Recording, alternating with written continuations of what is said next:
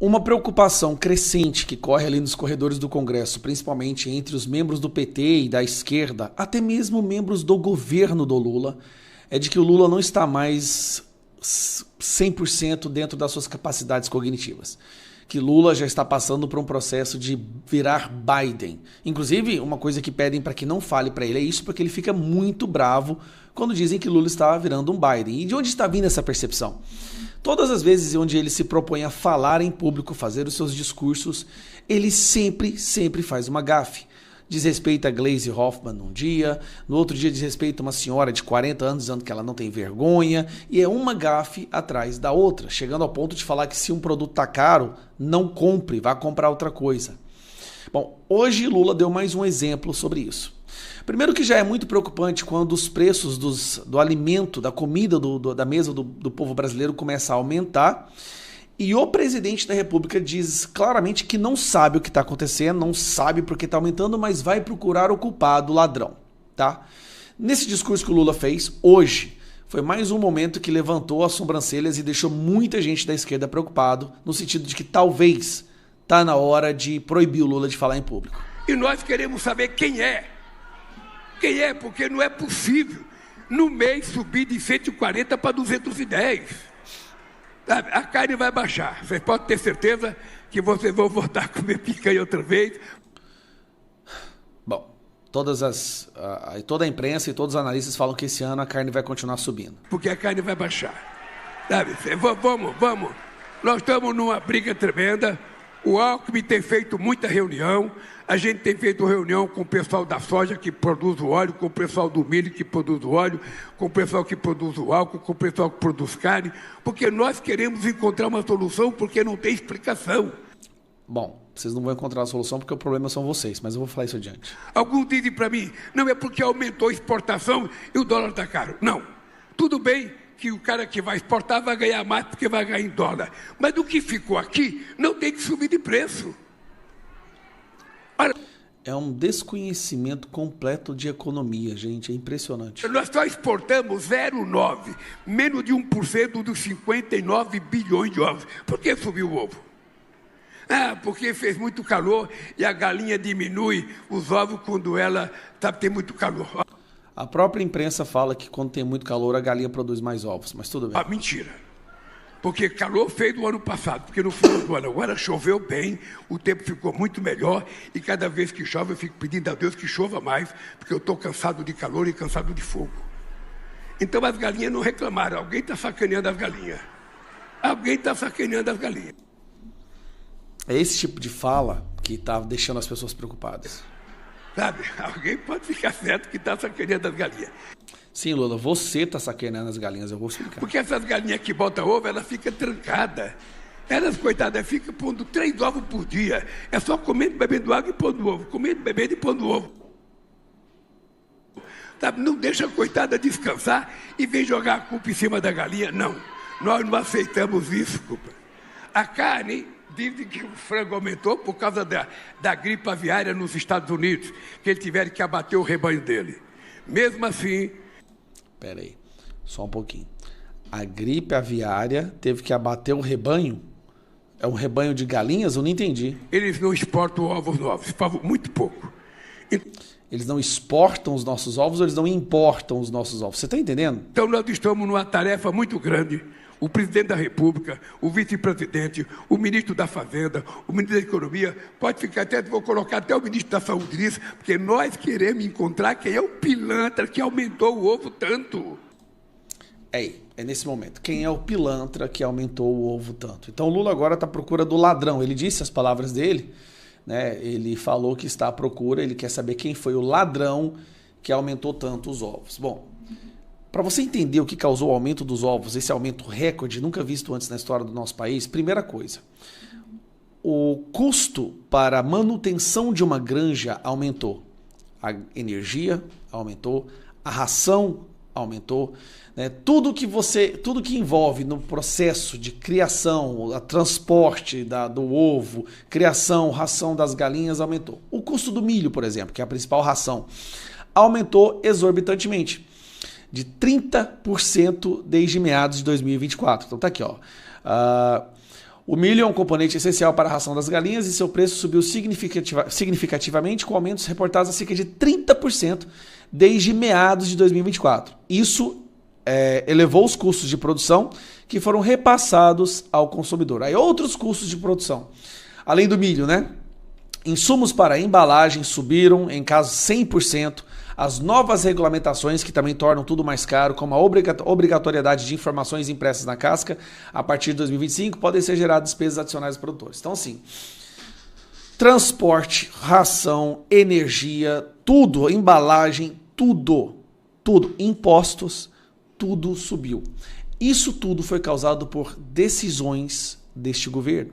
Então o governo toma decisões, essas decisões fazem o preço do ovo subir exorbitantemente, não só do ovo, vocês estão vendo, é tudo, do frango, da carne, e aí o Lula vai lá e sobe depois e dá um palanque, eu quero descobrir quem é o ladrão que está causando o aumento do preço do ovo. Bom, você quer descobrir, Lula, realmente, quem é o ladrão que está fazendo isso? Está aqui do meu lado. Ó. Esse ladrão incompetente está tomando decisões que estão fazendo com que o preço de tudo suba. A inflação, mais uma vez, passou do teto e sobe a cada dia que passa, a taxa básica subindo, e aí o Lula faz discurso querendo culpar todo mundo, menos os verdadeiros culpados, que é o seu governo. E é por isso que eu falo, as pessoas estão começando a perceber que o Lula não está 100% capaz mais. Ali tem alguma coisa na mente dele que já não está conseguindo mais processar as informações ou fazer discursos coesos, já está vendo um processo de Biden, né, ou bidenização do Lula, e muito provavelmente o PT vai ter que tirar o Lula da presidência antes do final do seu mandato para que ele não chegue lá destruindo e enterrando de uma vez por todas esse partido. Um abraço. É um absurdo total. O STF já marcou a data do julgamento do Bolsonaro, que vai começar ainda neste mês de março. E essa notícia é uma notícia triste, porque o que nós estamos vendo é o Bolsonaro sendo conduzido ao abatedouro e não a um julgamento. A gente já sabe o que vai acontecer. E é um julgamento relâmpago, como você nunca viu na história. Eu vou te mostrar, e nunca antes foi visto nada parecido na história do Brasil.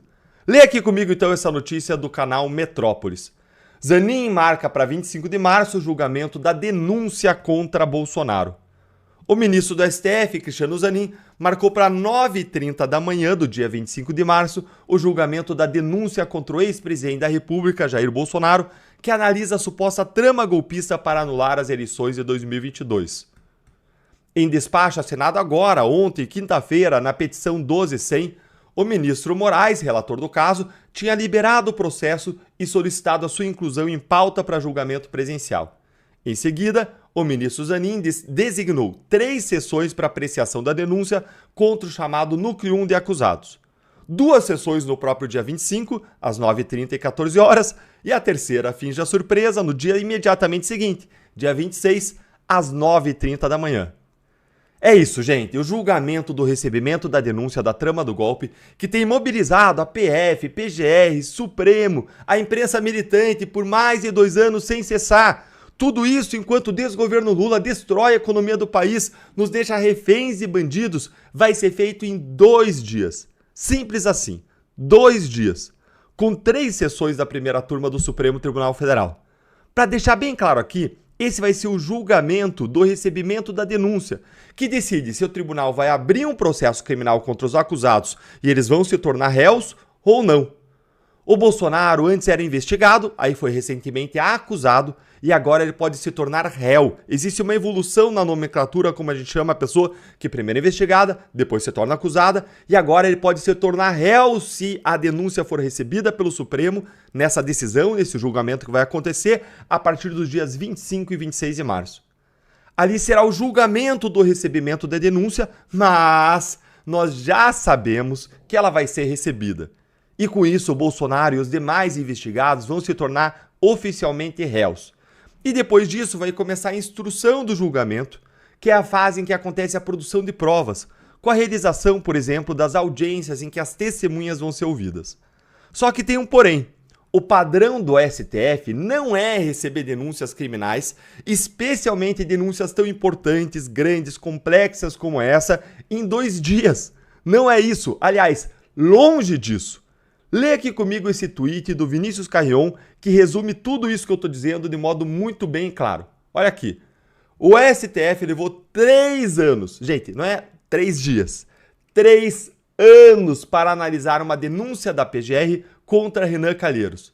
Já com Jair Bolsonaro, olha aí a notícia que ele deu o print, Renan Calheiros virá réu no STF por desvio de dinheiro público, notícia aqui de 1/12 de 2016 e a denúncia era de 2013. Tá aí, gente. A denúncia contra o Renan foi oferecida em 2013, mas analisada para o STF apenas em 2017. Acabou sendo analisada um tempo aí depois. Aliás, como acontecem as coisas lá do Supremo. Essa é a regra. E como que tá o Renan Calheiros hoje? Ele tá livre, leve e solto. Como todos os demais investigados por corrupção na Lava Jato. Saiu uma notícia aí recente dizendo que não tinha mais nada contra o Renan. Mas Bolsonaro vai virar réu em 2 dias. Você tá achando ruim? Isso te revolta você? Isso tem trazido indignação, como tem trazido pra mim esse duplo padrão, essa perseguição da direita, essa perseguição a Bolsonaro e aos corréus dele ali, dessa trama golpista?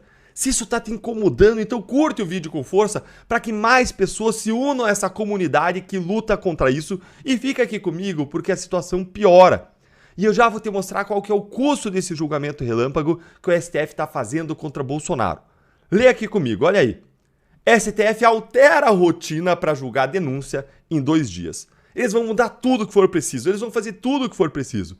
O STF decidiu fazer mudanças na sua rotina habitual de julgamentos para agilizar a análise da denúncia contra o ex-presidente Jair Bolsonaro por tentativa de golpe de Estado.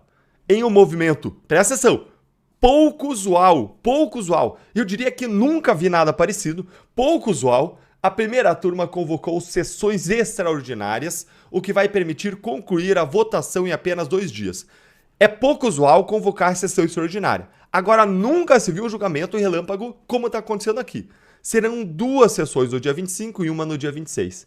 Tradicionalmente, o colegiado só se reúne nas tardes de terça-feira. Nesse cenário, como são esperadas 3 sessões para finalizar o julgamento, a corte levaria 3 semanas para dar uma resposta à acusação. Mas não, eles não podem esperar isso. Eles querem fazer em 2 dias. Qual que é o grande problema dessa agilidade pouco usual, como diz a jornalista? É que Moraes e o STF estão fazendo isso tudo em prejuízo ao direito de defesa dos réus por 2 razões. Primeiro, porque a PGR teve meses para analisar as provas e formular a acusação, estourando inclusive o prazo previsto na lei para isso. E nós estamos falando aqui de um caminhão de documentos, de um caminhão de provas, muita coisa cujo sigilo foi levantado agora. Em segundo lugar, a maioria dos réus, e principalmente Bolsonaro, se queixaram de que não tiveram acesso à íntegra das provas, apenas a um recorte das provas feito pela PF, pela PGR e pelo STF. E isso é grave, gente, porque esse caso é um dos mais importantes já julgados na história do Supremo, tendo como réu um ex-presidente da República que está tendo seus direitos de defesa absolutamente atropelados em nome de uma vontade dos ministros de condenar ele, ainda nesse ano. Para quê? Para quê? Olha aí, para que eles querem condenar ainda nesse ano? Para evitar a contaminação do processo eleitoral de 2026. O que é um total absurdo. E eu já fiz vídeo aqui no canal explicando em detalhes essa violação dos direitos de defesa do Bolsonaro, a negativa do acesso integral às provas e também falando disso aqui, dessa suposta vontade de condenar ainda nesse ano para evitar a contaminação, mostrando que isso aqui é uma balela. Que eles querem é tirar o Bolsonaro do jogo, eles querem colocar logo na cadeia e evitar que esse julgamento seja postergado para 2026, quando os ventos políticos podem mudar e tudo pode mudar, porque é um julgamento político. Eles querem julgar o Bolsonaro logo dentro da cadeia, trancar e jogar a chave fora, antes que possa ser possível mudar qualquer coisa dessas. E eu vou deixar aqui um desses vídeos na descrição aqui e no final da tela vai aparecer para você conferir. E se você está revoltado com toda essa injustiça, como eu estou revoltado, vamos fazer essa informação chegar a mais pessoas e você pode ajudar curtindo com força aí o vídeo. E bora seguir aqui, porque fica ainda mais inacreditável a notícia. Olha aí comigo, ó. Articulado nos bastidores, o esquema especial vai permitir uma decisão mais célere na primeira turma sobre a abertura ou não de uma ação penal contra Bolsonaro e outros 8 denunciados. E veja qual que é a tendência aqui, segundo a própria jornalista. A tendência é de que haja uma unanimidade para a abertura da ação. Não é tendência, é certeza, não tenho dúvida de que vai ser aberta a ação, vai ser recebida a denúncia e vai ser unânime. Unânime, porque eles seguraram na primeira turma, eles não permitiram ir para o plenário, onde sim haveria divergências. Gente, o julgamento no STF com 34 réus, julgado a jato, os réus mal foram denunciados e o julgamento do recebimento da denúncia vai começar agora, em 25 de março. Quando eu falei que a denúncia contra o Renan demorou 3 anos para ser recebida, eu preciso dizer que a demora no STF não é exceção, não, é a regra por lá. Olha, eu preciso retomar aqui algumas informações com vocês que eu já incluí num outro vídeo, mas vai ser muito rápido. Lá eu incluí com detalhes, eu vou deixar também na tela e no final na descrição, mas olha isso aqui comigo bem rapidamente, porque vale a pena. No mensalão eram 40 réus. A denúncia foi oferecida em 2006. O julgamento para abrir a ação penal só ocorreu no ano seguinte. Para ouvir todas as testemunhas, foram consumidos mais 3 anos. É só essa informação aqui que eu quero mostrar para você, só esse parágrafo aqui. Ou seja, 1 ano entre o oferecimento da denúncia e o recebimento da denúncia no caso mensalão, que tinha 40 réus. Agora, no caso da trama golpista, veja bem, o Supremo vai receber a denúncia contra Bolsonaro e os outros réus em menos de 1 mês. É isso mesmo? Gente, isso aqui é um escárnio total, total. Se alguém aí ainda não acordou, estava vivendo no mundo da lua, em outro mundo, nem em outro país, em outro mundo, e achava que existia alguma sombra de isenção, tá aí, isso é um escárnio. Se alguém acredita que o Supremo vai fazer isso aqui sem violar praticamente todos os direitos de defesa dos réus, é bom tomar um chá de realidade e acordar para a vida. Sabe como que o Supremo vai conseguir julgar todo mundo num tempo tão recorde assim? Simplesmente os ministros irão negar todos os pedidos feitos pelas defesas, todos. Nenhum vai ser aceito, serão todos negados, a não ser aqueles que não tomem tempo, né? E eles vão ser negados, quando forem negados, por unanimidade, porque os outros 4 ministros da primeira turma são todos submissos a morais, estão todos alinhados, e nenhum pedido da defesa algum será aceito, por mais mérito jurídico que o pedido tenha, porque o único jeito desse julgamento acontecer tão rapidamente assim é se todos os pedidos das defesas foram negados, a não ser algum que não tome nada de tempo, porque o que eles querem é correr. Porque se algum pedido de produção de prova mais demorado de alguma das defesas for atendido com uma perícia, como a oitiva de uma testemunha de difícil localização, isso pode arrastar o processo por meses. E já está óbvio que os ministros do Supremo não vão admitir isso. Agora me digam aí, um tribunal que nega todos os pedidos da defesa porque quer condenar todo mundo o mais rápido possível, é um tribunal constitucional ou é um tribunal de exceção? Isso é devido ao processo legal ou é indevido processo ilegal? É um julgamento ou é um teatro? Até o celular está reclamando. Vai haver aí uma variação jurídica ou vai haver uma farsa jurídica?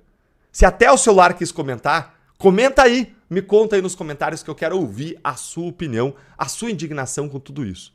E se você, como eu, é cristão e se importa, não importa o que você acha de Bolsonaro, da família Bolsonaro, se você é de direita, esquerda, aqui é uma questão humana, de justiça, de compaixão, de amor, de dar um tratamento para os outros como a gente gostaria de ser tratado. A gente precisa lutar pelo que é certo. Conta aí para mim nos comentários o que você está achando disso tudo.